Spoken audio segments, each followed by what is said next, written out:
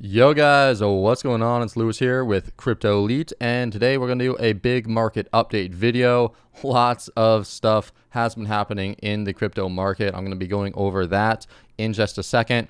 Before I do though, I do have to give me some props. I got to get some clout going because on the last market update, well, it was really the last check in the charts video from a couple days ago, I did flip bullish and I posted that right here. Let me just share this real quick. I'll speed it up too, so it's not going to take 2 minutes. But this is just 2 minutes here on the monthly chart. I'm talking about. It's looking pretty solid. Everything, all these indicators are looking pretty solid. If this breaks, that I'm talking about like bad as well. It's going to be bad if this breaks, but then this is why I'm telling you why I flipped bullish. More bullish. Just Ethereum right now. I almost want to just based off the charts. ETH could go higher. ETH is looking like it's going to go higher, which doesn't make sense for my Bitcoin short now because for Bitcoin, if Ethereum's going up, Bitcoin's going to be going up as well.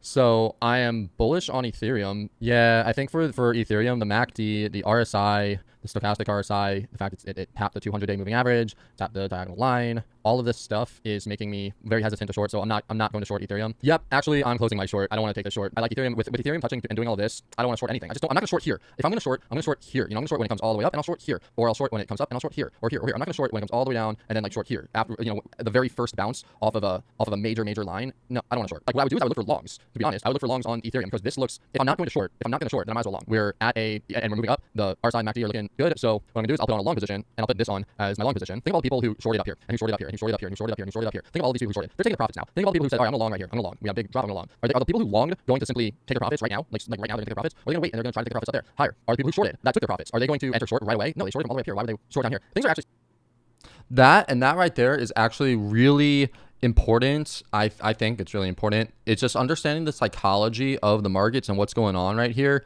because yeah, of course shorting up here would be amazing, and of course shorting up here would be amazing, but there were a lot of people, and there were some people who shorted here, and there were some people who shorted here, but there were also people who shorted here and here and here, and even some who shorted right here and were like, okay, I got lucky because it dumped even more.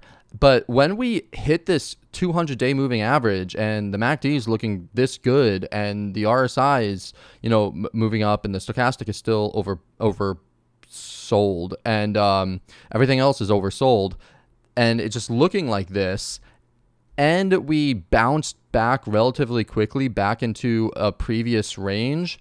Yeah, I think this did need to close still, but like it was looking pretty bullish. Plus we had the BlackRock news too, which I'm going to be going over in a minute. I think that just understanding that all of these people who have been shorting are starting to long now, and just thinking like, do they really want to short again? Like, do they really want to short like again, like so soon after such a big drop? Because the people who shorted here, yeah, maybe they'll short again right here, or the people who shorted here, yeah, maybe they'll short again right here. It's not that big of a difference, but like from here to here, from here to here, from here to here, it's already pretty down. And then we had this major level, and I was like, okay, yeah, if it broke through there, then call it quits. But anyway, I just had to share this little bit of clout because I'm proud of myself for, you know, canceling my shorts. I had shorts that I started, and I had sell orders in, and I had all of that, you know, but canceled them. So it's very, very important, you know, like they always say, be like water. Like Bruce Lee said, you have to be able to change your bias at a moment's notice. What it is, okay? I said, empty your mind. Be formless, shapeless, like water. Now you put water into a cup, it becomes the cup. You put water into a bottle, it becomes the bottle. You put it in a teapot, it becomes the teapot. Now water can flow or it can crash. Be water, my friend. Things are actually starting to look a little bit bullish to me. Yeah. And so that's why I changed it. So it's always important to be on top of everything, unless you're swing trading. And well, I mean, no, even if you are swing trading, because anything could happen at a moment's notice, right? So going after that, I want to actually go into some news. So this is huge. Obviously where is it? Well, actually, where is it? Yeah. All right. I need to find the news about the BlackRock ETF. Yeah, we're going to talk about this. But first I want to go back like I just had on my screen and talk about the securities, the SEC and the securities, and how bearish it was, because it's crazy how it flips from bearish, we're all going to zero, to bullish so quickly. Like we're going to 40K, so quickly. So let's jump into this. Okay, so this happened 11 months ago, and there were a few different tokens, right? So nine cryptos that were labeled as securities. Moving on to last month, the SEC labeled 46 cryptos as securities. Some of these, nine of these were already from the last article, but this now is very, very big, because the SEC is saying that all of these securities, all of these tokens are securities. The one thing that I don't know about this article is the XRP right here, because, there is that case that's going on right now. So the fact that they're saying that that XRP is a security makes me wonder about this article on beincrypto.com. But nonetheless, maybe they just said that these were securities, but it hasn't been finalized yet or something like that. Either way, not too good news for XRP holders, I suppose. It could be good. It could not be good. There are a few things that, are said in this article that are talked about, which are reasons that are saying that if cryptocurrencies are deemed securities, it stifles innovation and it makes it harder for, tokens to form and to have liquidity.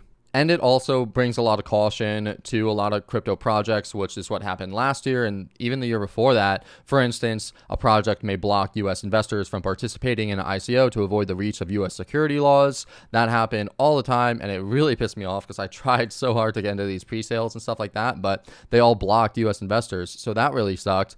And if these are securities, if they are labeled securities, then obviously it impacts the token's operations and the cryptocurrency's operations, and it could also reduce the liquidity of the tokens because the exchanges might not want to list them, so they'll delist them. Or it can drive companies offshore, as what Brian Armstrong said, which obviously led to FTX. So there's a lot of things that could happen because of cryptocurrencies being deemed securities, but is it really a bad thing? I'm not too sure, and we'll get into that in 1 minute. But before I do that, I want to get into the 5 key highlights of the SEC's lawsuit against Binance, because the SEC has been coming out against Binance literally June 14th. Today is June 20th. This wasn't even 7 days ago. This was not even 1 week ago. This was freaking 6 days ago. Everyone was being so bearish because the SEC was suing Binance and coming after Coinbase as well and all this other stuff, right? And so according to this article, the SEC gave a 136-page complaint accusing Binance and its founder, CZ, of participating in a complex conspiracy that involved fraud, conflicts of interest, a lack of disclosure, and willful disregard for the law. That sounds pretty bad. The SEC and Gary Gensler also said that it also had claims that centered on deceiving investors about risk controls, tampering with trade volumes, hiding crucial operational data, and flouting U.S. security laws. Yeah, I mean, they're outside the U.S. In order to avoid regulatory scrutiny, Binance allegedly created weak controls while secretly disobeying them to keep its highly valuable U.S. customers, which is not true at all, because I got kicked off of my Binance account a long time ago. Like in 2020, I got kicked off of Binance and I couldn't use it. And then I couldn't even use API. I couldn't even use their API. So I literally couldn't use it at all. And of course, I went over to the next biggest exchange, FTX. And obviously that didn't work out. So the SEC, because they came after Binance, forced me literally to, and everyone else, basically a lot of other people, to go to FTX. They didn't really force us, but like FTX was the exchange that everyone was talking about, and they sort of pushed FTX too. Honestly, thinking about it, look at this. They literally kicked everyone off of Binance. They really came after Binance hard. And then they didn't say that you could go to FTX, right? But they really pushed FTX, and FTX, like, it was in the Super Bowl commercial, you know, there's all these ads, there's all this stuff for FTX. I guess the next biggest one after that was probably crypto.com, with all of the advertisements and just things in the media. And so they sort of, the SEC and the government basically switched people from Binance in America over to FTX if they could, like traders like myself and stuff, people who actually wanted to trade. So that was actually pretty crazy that they did that. And now they're coming back after Binance, right? And so, yeah, there was money that was moved around, and it was going from Binance US to regular Binance to some banks in Switzerland, and there was wash trading, and there was all that stuff, right? And so the US is really coming after Binance, especially Binance.us. I don't trade on there. I don't think anyone trades on there, maybe like 10 people. I had money on there and I took it off. So if you have money on there, I'd probably just take it off, because I mean, eventually they're probably just gonna, you know, get rid of it. And so, yeah, the SEC was coming after Binance. They're obviously, and they were coming after Coinbase. They're doing all this just last week. Then all of the sudden, BlackRock ETF comes out and Bitcoin jumps to $28,000.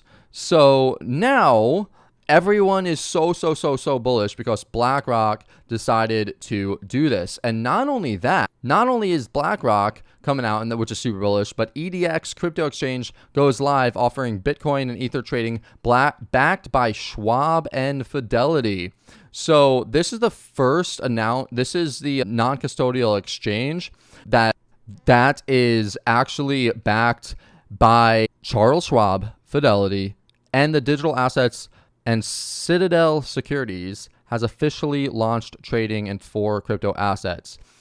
So they're using Citadel, and it's by Fidelity and Charles Schwab. Okay, so is EDX going to be the exchange that takes down Coinbase in the United States, or is EDX, like it says, just going to meet the needs of the world's largest and most sophisticated financial institutions? It's basically going to be what the hedge funds and other people use, basically, for the institutions use. Possibly, you know, there's no way to know, but this is, like, obviously it's super bullish when you have Fidelity and Charles Schwab opening stuff up, and then on top of that you have BlackRock ETF. So the thing is about this is that, yes, a lot of spot Bitcoin ETFs were put into the market, but BlackRock basically controls everything, right? So it's probably in the bag. And I think that's what a lot of people are thinking. They're thinking, okay, this is in the bag, and so we're just going to buy because we're going to have a spot ETF and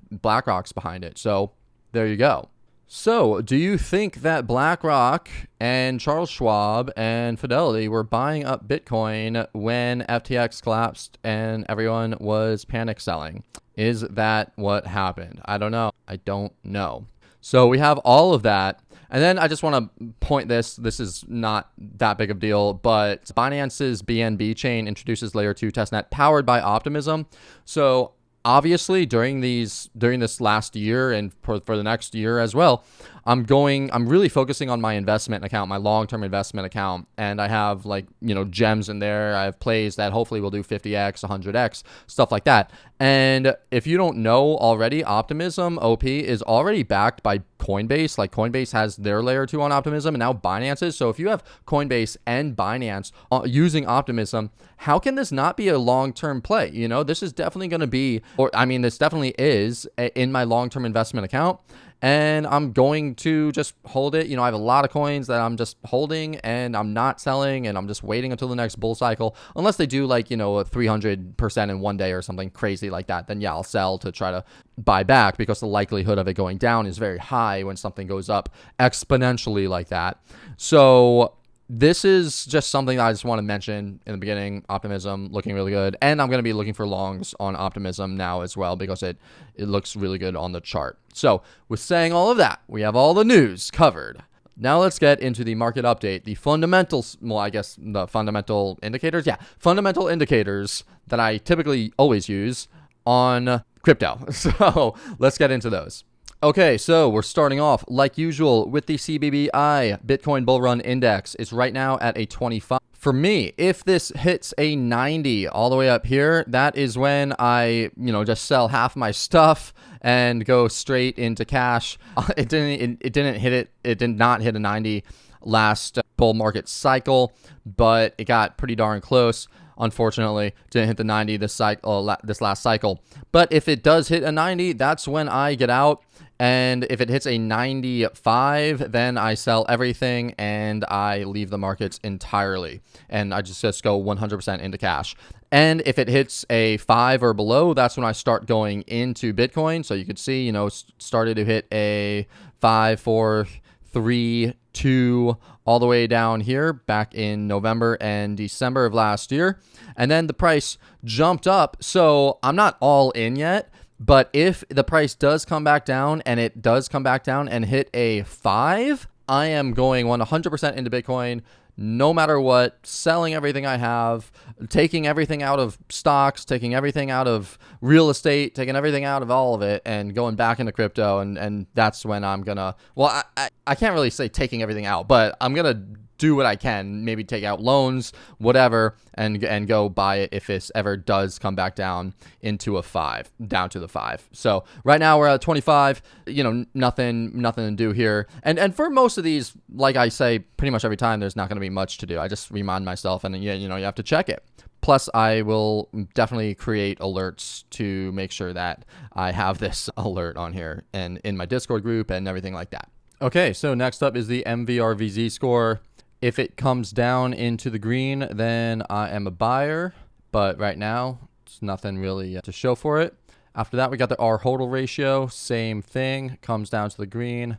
I want to buy. For the, Bitcoin rainbow chart, if it gets into the basically a fire sale, definitely want to buy. If the crypto fear and greed index goes down and somewhere underneath a 15, then I want to buy. So nothing I could really do right here. And if it's over 985, then I want to start scaling out. And then that's it for all of the fundamental stuff. Let's see here if we got anything else. We got the total market cap, total 2, and dominance levels. So let me get to that. Okay, so now we're onto the crypto total market cap. This is a longer term chart that I plotted out. So we have this level down here, and we have this level up here. Right now we're in the middle. The total market cap is turning bullish finally. It's at the $1 trillion from last week. It was very bearish, and now this week it's finally starting to put in a little bit of a bullish market structure, not a little bit of a bullish candle, as more and more institutions and things are coming into the fold. So that's pretty good. But if the market cap does come back up here, then I don't know if I really want to sell. If it's going to I'll probably sell and then rebuy, something like not a scalp, but something like a short-term, sell to rebuy. But if it does come up to the 38.2 at $1.579 trillion, or $1.599 trillion, that's when I'll definitely be like, okay, maybe we're overextended a little bit in this market cycle. So that's the total crypto market cap. It's just above the midline of this range between the low and the high. So you want to basically get somewhere underneath the 50% into the discount zone. That's where you want to buy. So we have from this range low to this range high. You technically want to buy somewhere down here, and then this range high as well. So from this low to this high, somewhere right around here is where you'd want to buy. All right, cool. This low to this high, somewhere right around here is where you'd want to buy, or maybe a little bit lower. So that's the total market cap. If it, like I said, if it comes up, I'll sell. If it goes down, I'll buy. This is the altcoin market cap. The altcoin market cap went down over the last couple of weeks, continued to go down. It broke below this looks like a left shoulder, to be honest. Left shoulder, head, right shoulder, break down. Now it's at the previous support. It's so close. Well, not really, but like sort of close to the 2018 highs. If altcoin market cap does come down here, oh man, that's a huge buy for me. I'll definitely want to go into alts. Right now, I'm going back and forth with alts because the dominance levels, as you'll see, are very, very pro Bitcoin right now, but anything could happen. And I think that just because the dominance levels are saying one thing, I do think that you can have an opportunity for some nice gains in the altcoins. So this is the total market cap for altcoins. If they come down here, this and the total market cap would actually line up with the 200-week moving average on the dominance levels. So that would actually be really, really good. And then for the Bitcoin dominance, we have this as the Bitcoin dominance. Let me keep on pressing play because this was from 2002. So this right here, I need to update this chart actually. This right here was the big resistance for the Bitcoin dominance, but now it's pushing back up.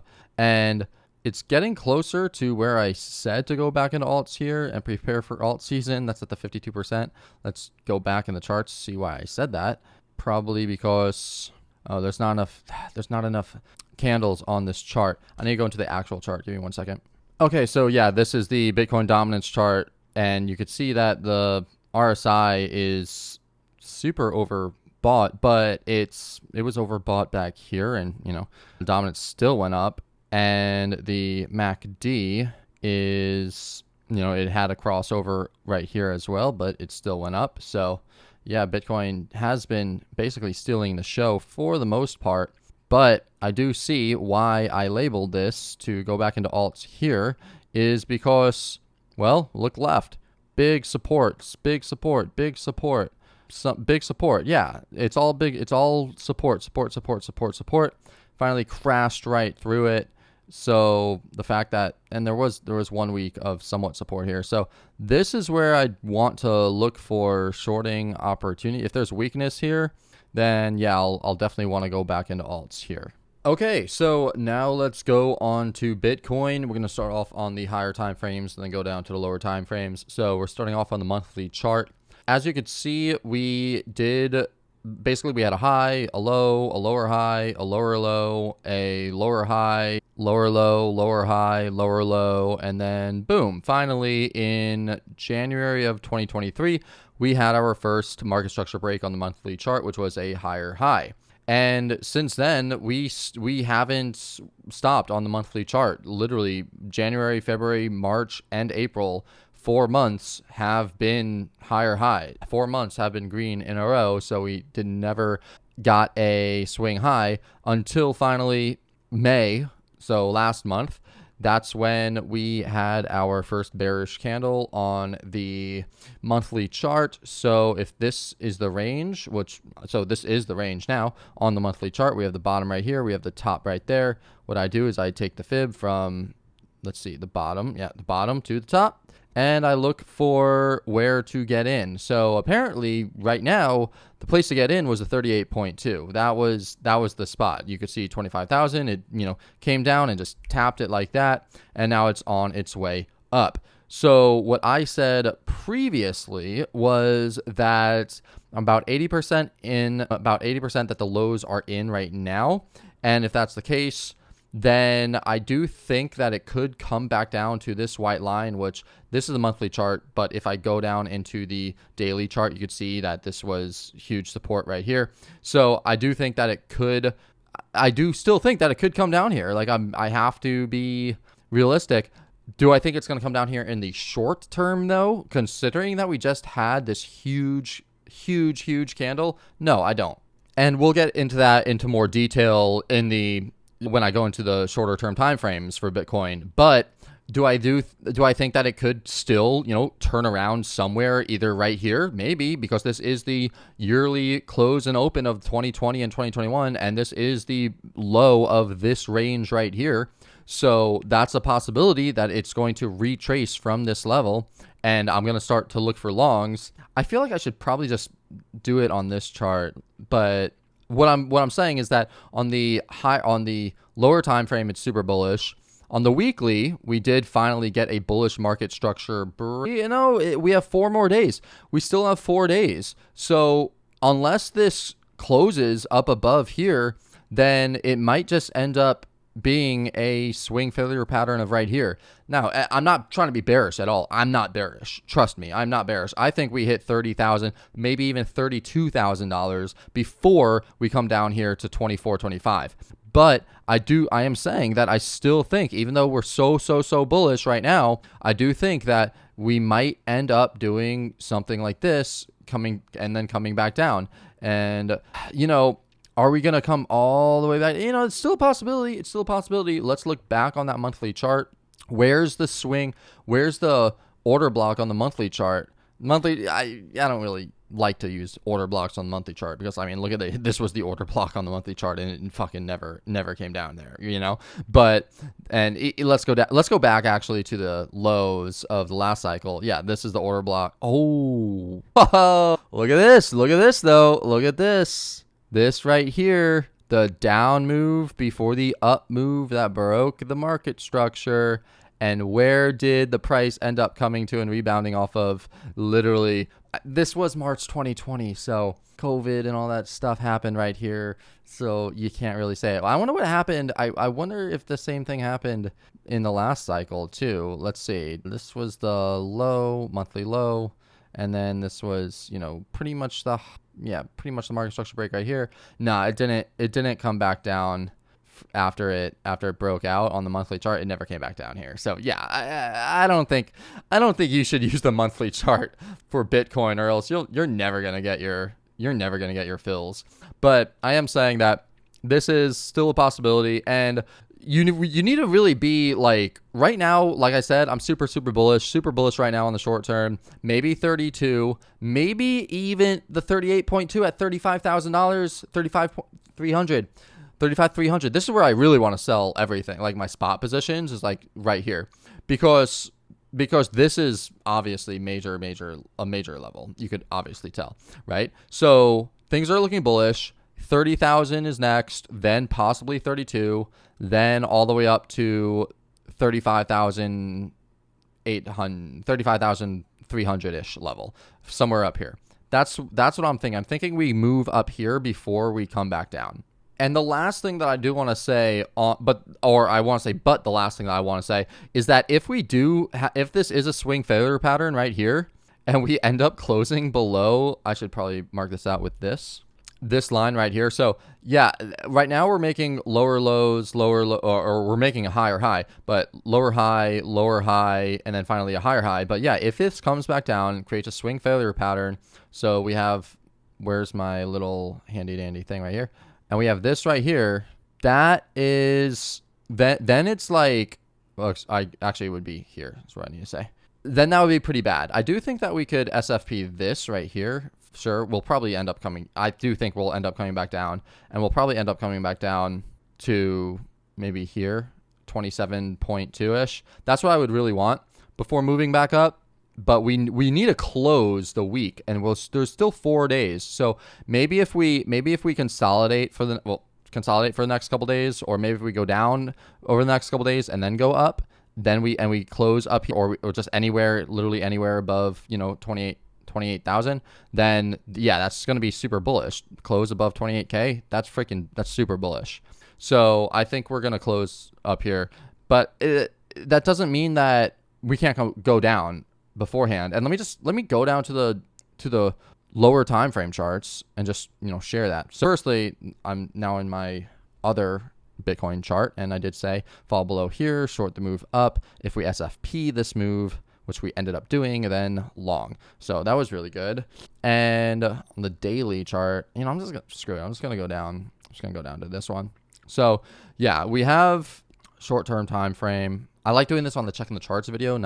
I don't really want to do it on this one, but I feel like I should now that I just did that. This might be a 5-wave. This might be a 5-wave up, and we're gonna get the retracement and then a move back up. But knowing what I know about the weekly, and we have 4 days, so we have literally until like around here to come down. So maybe the next couple days, 1 to 2 days, over the next 2 days, we fall down here. And then after that, day 3, we jump back up and we close right here. That would be crazy bullish if we did that. Then it's like, okay, definitely target here. Obviously, I need to wait for a pullback to get in. I did just sell a lot, so we will see what happens. That was probably stupid of me because there's nothing really on the 1 hour time frame to say that you should sell. I mean, yeah, I guess you could, technically speaking, you could do this. You could literally sell right here and put your stop right there, and then I don't know where you would target, probably here for like a 1% move, or let's say target here And once it reached 28,000, you'd probably move your stop. I would move my stop to there. So that's a possibility. But I would wait, honestly, I would wait until a market structure shift, a bearish market structure shift forms. So look at this. This is like, I wonder if it did it on the 15-minute. I don't like using the lower time frames because then it's too much noise. But look at this. This is a 30-minute time frame. Up, retracement, little consolidation, and move up. There was no bearish market structure break here. And then a retest, and then another move up, move down, move up, and then we had to move down, move up. And so if this closes below here in the next 14 minutes, then yeah, that will be technically a bearish market structure break, because we'll have the move up, the move down, the move up, and then a move down below here. And then you could pretty much just short it down to here and then probably down to here. But with all the news, it is definitely scary. But I don't trade the news. I trade technicals. I'm a technical trader. So that is what I want to do, because half the time when I trade the news, it's like I plot out the things on the chart, and if I would have just followed what I put on the chart, then it would have been perfect. Like I plotted out on the chart right here to sell and put the stop up here. And then some news came out right here and I bought back, and then I had to sell again, like much lower, even though like I originally sold here. And then that became like a whole big thing. So yeah, I don't trade the news. I trade technical, because if I would have just stuck with my technicals, then it would have worked out perfectly fine. You know, it would have worked out great. So what I see on the daily chart is actually this right here. This move up before the move down that broke the market structure right here was never retested. This has never gotten retested until now. So it is just now retesting this bearish order block.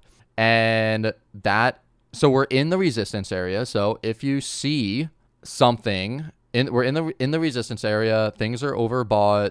We just had this huge move up, possible 5-wave structure. Is this, let's see, is this a Fibonacci level? It looks to be the 61.8. So top to bottom, 61.8. Ooh, this is calling for a short. This is technically calling for a short. I'm going to sell here, and I'll put on a short position. I'm not going to, what do you call it? Risk a lot. I'll risk 1%, but I'll put on a short here just because it's so 61.8 bearish order block.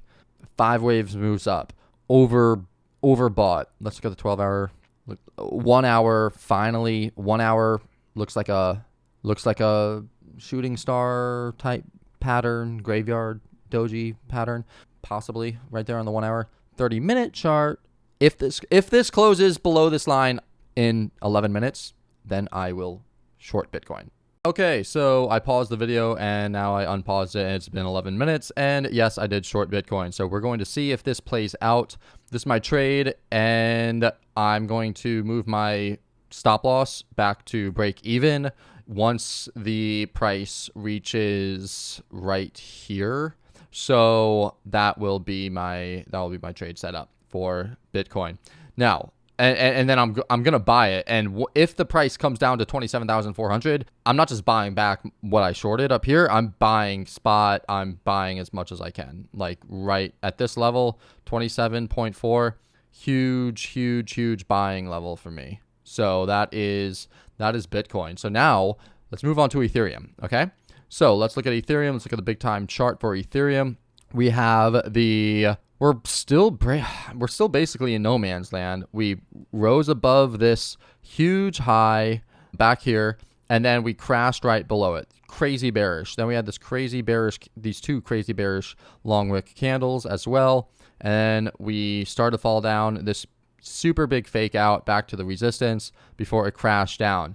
Honestly, given all of this, I would have, and the bearish news and stuff, I really would have expected at least like $1,440, somewhere around here again, these lows, but just like a quick wick down here or something.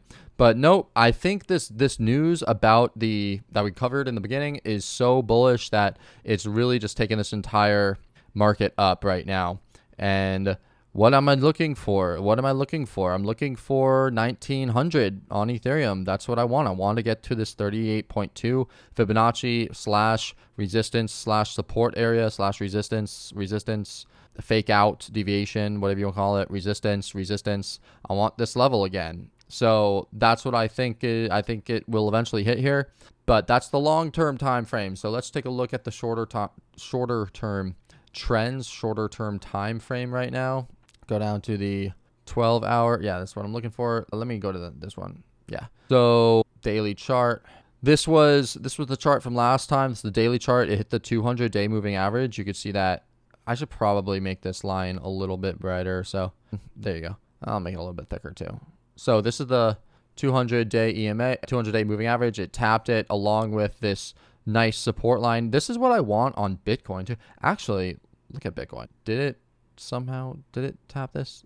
No, it did not tap it. It did not tap it. That's unfortunate. I think a lot of people got front ran because this was such an obvious level. But anyway, back to Ethereum. This is why last time I was like, oh man, Ethereum's looking so freaking bullish. And I knew that if Ethereum went up, Bitcoin's not going to go down when Ethereum's going up. They both go up. So if one looks like Ethereum looks so bullish that I couldn't be bearish. I just couldn't. And now where is Ethereum at? Well, I don't know why this is here. I guess, oh, well, let me do this. Well, Ethereum, first off, weekly time frame. Let's check this out. This is the bearish weekly. Technically speaking, this was the bullish market structure. Sorry, bullish order block. So we had that. And then we came into on the weekly time frame down move before the up move that broke the market structure. But we did come down into it already and we tapped it right here. So that's probably why I didn't have it here. What do we have here? We have the bearish something or another. This was a down move, up high, down move right here. So now on the weekly time frame, yeah, the weekly time frame is like, what are you gonna do? What are you gonna say though? We're in the bearish order block on the weekly time frame. I don't know. I don't think you could really do that. It doesn't seem right for Ethereum. Let's look at the daily time frame and then go down a little bit further. First off, let me just check my other charts to see what's going on. Okay, yeah. So this is my bigger, longer, higher time frame chart where I pointed out the fact that we had the ETH 2018 highs right here, and we had, which you could, we're right there. And this was the 61.8 of the move up and the 38.2 of the fib down from here to the top to the bottom of this swing. Tapped it. You could take it from here, but I take it from here. And now we had this deviation above it and we fell back down. To me, so it's funny because I'm looking at the news and I'm looking at Twitter and I'm looking at and I'm thinking, and I'm looking at the 1 hour chart and I'm seeing Bitcoin going absolutely ape shit, right? And I'm thinking, this is so freaking bullish. We're going to the moon. This is nuts. We're going so high. We're about to, go to $34,000, which we totally might. It's definitely possible. And I am long bias right now. Short term, I am long bias. But looking at ETH on the weekly time frame, I'm still seeing this as a really big resistance at 1,971. Like, that's still a really big resistance area that I would want to. What I would want to do is basically have it go up to here and then fall back and have this be a higher low. So we could have the low, the higher low, and then, the higher low on the weekly time. Whoa, actually, no, this doesn't make any sense. It would actually be the low, the higher low, the higher low, the higher low, the higher low, and then boom, breaking the market structure right here, which means that this right here is the bearish order block. So we are technically for Ethereum, we're in a bearish order block in a downtrend on the weekly time frame because we had the move up, the deviation. So swing high, swing low, lower high, lower low. Now are we going to make a lower high or are we going to make a higher high? I'm leaning towards that we make a higher high on Ethereum and then we make the lower low and then we push up. I'm leaning towards that. Let's check the daily charts though. I feel like I'm what's his name, Patrick, when I said that. Let's check the daily charts though. Let's see. Fuck, what's the guy's name? What's the card name? Someone drop in the comments the card, if you know what I'm talking about, the card name or the guy's name with the card with the white, beautiful bone white and the font that gracefully comes up off of the page. If you know what I'm talking about, drop a link or drop the guy's name. And anyway, back to the charts. So yeah, this is Ethereum. Also, the only other thing though is that like Ethereum, let's go down to the daily time frame for Ethereum, and let me just check this chart right here. I don't know, I sort of like this chart better. Yeah, so for Ethereum, also we're in this like, you know, bearish, bull flag like this for Ethereum, and Bitcoin was in the bull flag and it popped out, you know, bull flag right here, popped out. Ethereum in the bull flag, it did not pop out yet. So if it pops out, if it follows Bitcoin's lead, it's going to do something like that. I do also really like this. I love this move by Ethereum, a support sweep back above, right back above into it, followed by, let's check the 12-hour time frame. No real bullish action on the coins, on the candles on the 12-hour. Had this doji indecision candle followed by the move up, followed by this one right here. This one was bullish candle. Could have marked bought right here with a stop down here. I think on the 1 hour, that's the one that I posted in my group about. I was like, yeah, we got a really bullish candle, hammer candle on the 1 hour. It was this one. When this formed on the 1 hour, that's when I was like, okay, buy right here. Stop goes underneath, target left, target that first high, target second high. And so that was pretty sweet. That was a nice trade. So I did get something. So anyway, Ethereum, what am I even doing right now? I'm delusional. I've been doing this I've been on this computer for 8 hours now. Tough to say. Is it going to follow Bitcoin and move up, or is it just literally going to tap out right here, maybe hit the top of this range? Let's look at it from a technical perspective, not from this news BS, all right? Not from all the news, not from the hype, not from the FOMO, even though FOMO is real, for sure, absolutely real. Let's look at the RSI. The stochastic of the RSI on the weekly is in the oversold. That's pretty good. The MACD in the weekly did have a tick up. That's good. Still four more days to go though, so you don't know. On the daily time frame, stochastic is overbought, and the RSI is high, but it's still within range, so can't really use it for anything. MACD did have a crossover, but typically there's a W like this, W before a real move up, and so can't really use it. This is more on the bearish side, but I'm all doing this, looking at this, I'm not as bullish as I was an hour ago, or not an hour ago, like 3 hours ago. I'm not as bullish as I was while this was happening on Bitcoin. I'm actually not as bullish right now. See, last cycle down here, right here, I was like, I'm bullish. I am very bullish right here. And now I'm like, I don't think I'm as bullish anymore. And look at the daily chart. On the daily chart, you could see that we are into this. We tapped the bearish market structure, the bearish order block. We actually did not tap it. This bearish order block right here, up move for the down move that broke all of this market structure. So this is a big resistance. This is actually a big resistance. I think there's going to be another wick back up to here. I think there's going to be another wick up here. Let's look at the fib. Is there a fib level right here from the swing high to the swing low? It's at the 61.8. That's pretty darn. That is bearish. 61.8 of the fib. I don't like how it didn't tap this bearish order block though. That is what sort of pisses me off. Maybe on the 12-hour. No, I mean, why would I think there was anything different on the 12-hour? No, it's just that this is happening it's right there. It's right there. And ooh, look at this big support on this 200 12-hour EMA. I want it to come and tap it so bad. I want it to come and tap this so bad. Yeah, 12 hours is not.